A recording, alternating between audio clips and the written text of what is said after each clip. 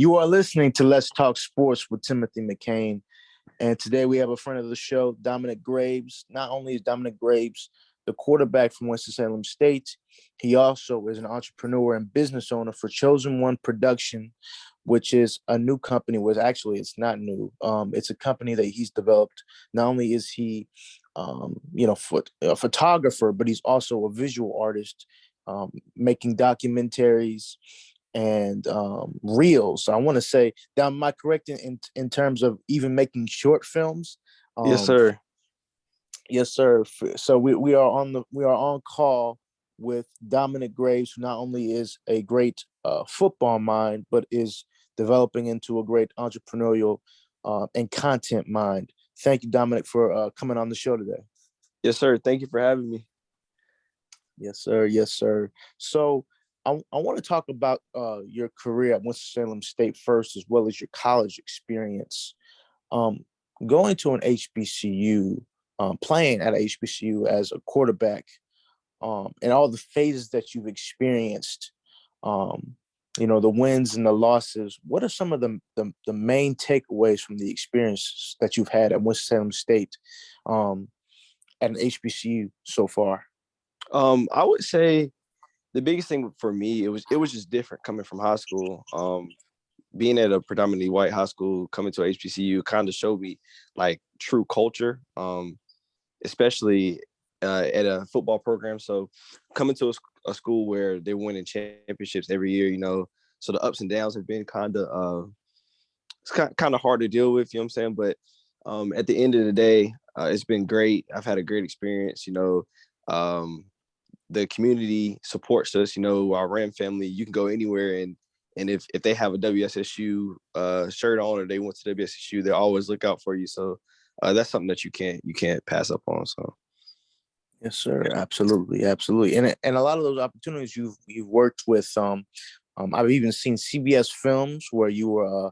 There was on Twitter and on Instagram. You were on CBS Films, and you also worked hand in hand with Chris Paul. Talk about those experiences and what they meant to you. So those opportunities have definitely been great to, expand my business and be able to brand myself. But it just shows how going to HBCU, the opportunity is just endless for you. The opportunity with Chris Paul, he came for our voting initiative at school. And being that I am an intern for the university media, I got the opportunity to work with him and get content of him. So that just opens more doors, being able to network with people of that extent, it kind of helps you bring yourself even more. So those were great experiences.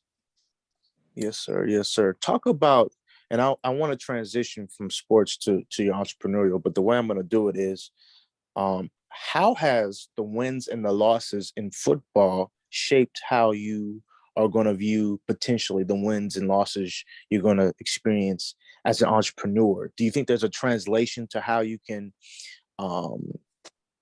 in a way, handle those wins and those losses as an entrepreneur? What are some of the things that you've taken as a football player, as an athlete, that you can use in business? I'm glad you asked that because they really go hand in hand to me. Being an entrepreneur isn't easy, so you're gonna have late nights just like you have late nights in football. I think the dedication and hard work that you put into a sport that you love, it can be translated over into being a business owner, because there's going to be times where things go wrong and everything doesn't come out perfect. There's a level that you're trying to reach, but sometimes you don't always get to that level immediately. So it takes a little preparation and hard work and stuff like that. So I believe that they go hand in hand. As far as, from the football aspect, I think it's helped me a lot because, the last couple of seasons haven't been what we wanted it to be. So during that time, I was able to develop my business and my brand. So undergoing those situations and stuff like that kind of helped mold me and kind of build me to take the correct steps in my business. So that's kind of helped towards my success as well. Yes, sir. Yes, sir. And what is it like? In a way, as an athlete, you've already been able to leverage your football celebrity, and use it as an entrepreneur. You actually, for the people who don't know, He actually was featured on news for a couple of times actually Mhm. for your business for Chosen One Productions. Speak about your stories being on featured news on news channels and on newspapers based on your Chosen One production. So that it was an honor for my hard work to be seen by others, and it wanted to be broadcast and talked about. So those situations were great. I was actually at a basketball game, and um, one of the news guys there was like, "Hey man, I see you here every game. You working hard. You like every game you're here, every quarter you're here. Like you don't take any time off. Like I would love to do a story on you." So that kind of touched me to see that other people see how hard I work and where I want to be with my media production business. So it was an honor, man. That's amazing. So what led you to well, okay, what was the vision for Chosen One Productions, and has it changed? Has it evolved? What was the vision when you originally created it, and what is the vision now? Is it the same? Has it evolved? What are your So thoughts? so I'll honestly say it's evolved. Initially, I didn't think about actually taking this serious. It was just I'm gonna be honest, it was really just a way for me to financially increase myself. I had always loved taking pictures, but my uh, my father was like, you know what, like you're always taking pictures, like you can make a business out of this, make a little change while you're in college because it's tough being a college student. So initially it started out as that, but then the more and more I started to do it, the more I kind of fell in love with the craft and the process of taking pictures and then like after all of that came, I fell in love with the business aspect of it, where you have to be the customer service, you have to be your public relations, like everything that a regular business would have, you have to do all of that within yourself. So um, Mhm. it kind of transformed into, what, this is something that I actually want to make my future, and something I actually want to build upon. So it started off kind of, just a little way to make money here and there, but it's turned into something way more than that to me. Yes, sir. And not only are you not only a photographer, but you also are making small films. Do you plan on making potentially feature films one day for Chosen One Productions? I would like to. I want to get more into film. It's just so time consuming right now. Being in college, Mhm. it's a little easier to do photography because the process of it is a little shorter. But in the near future, I definitely do want to collab with a lot of different people to um, get some work done. I know you mentioned my reels earlier. I do those with my boy Cam. He's the owner of HBCU Drip, and his Instagram page, Cam Ranchula. He actually had a partnership with Nike this past summer, where we just got together and made different uh, reels and got different photography shots of the Nike clothes that got sent to him. So they'll be in Nike's fall lookbook for next year. So that's pretty big time for us. So just networking and stuff like that is great. Man, yeah, that's amazing. Congratulations to the both of you. That's huge. Yes, sir.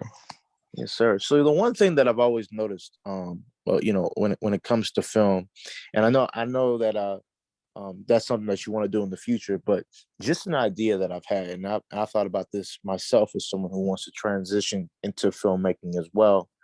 Um, they made a lot of HBCU. They made a lot of sports movies. They made a lot of HBCU movies or black college movies, but they've never made an HBCU football movie. They never made it. Hmm. You know what I mean? Have they ever made Yeah. an HBCU football or basketball movie? And since there's never been one, would that be something maybe as a football player yourself that you could potentially see yourself, getting attached to? Yeah, that's definitely a great idea. It would definitely be beneficial to show in a movie the experiences that you go through as a college or HBCU athlete, because that's different within itself. But yeah, that's a great idea. Never really thought about that. Yes, sir. Yes, sir. So, uh, as a football player, what have you learned about yourself in the past 2 seasons as a leader, as a quarterback? And what are your thoughts about playing next year? Because you actually have another year to play because of what's happened with COVID? I would say it kind of showed me that I'm stronger than what I thought I was.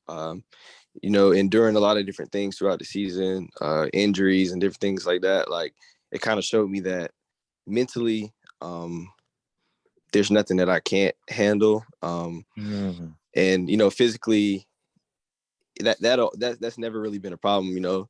We've kind of always been up to par with the physical aspect of playing sports, stuff like that. But it's kind of taught me mentally that there's nothing that I can handle. So, as far as playing next season, I still have a lot of praying and talking with my family about the different opportunities that I may have prior to graduating. So I guess that's the biggest thing right now, because if there's an opportunity for me to jumpstart my career or get an internship somewhere where I won't be able to play that next fall season, then I guess that would be one of the deciding factors of it. But I still love football. I still would love to come back and play. I definitely feel like I still have a year in me, especially with Robert Massey getting the head coaching job. We love that guy, so it Yes, definitely would sir. be great to come back and play for him. So it's just I still got a little bit more thinking and praying to do about it. So. Absolutely, absolutely. Well, Dominic, thank you very much for coming on to Let's Talk Sports with Tim McCain. You are a friend of the show. We support Chosen One Productions, and we see the vision, man. And you're going to do incredible things. So, thank you for coming on the show. We really appreciate that. Yes, sir. Thank you for having me. Absolutely, man. You have a blessed one. Merry All right. Christmas. Merry Christmas to you too.